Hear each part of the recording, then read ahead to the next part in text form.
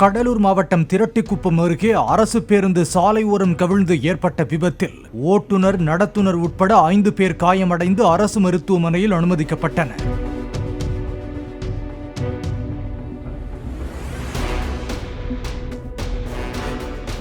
பன்ருட்டியிலிருந்து குள்ளஞ்சாவடி வரை சென்ற பேருந்து எதிரே வந்த பள்ளி வாகனத்திற்கு வழிவிடுவதற்காக சாலையின் ஓரத்தில் சென்றபோது ஓட்டுநரின் கட்டுப்பாட்டை இழந்து நிலை தடுமாறி அருகே இருந்த வயலில் கவிழ்ந்ததாக கூறப்படுகிறது. பேருந்தில் பயணித்த மற்ற பயணிகளுக்கு சிறு காயங்கள் ஏற்பட்ட நிலையில் விபத்து குறித்து போலீசார் வழக்கு பதிந்து விசாரணை நடத்தி வருகின்றனர்.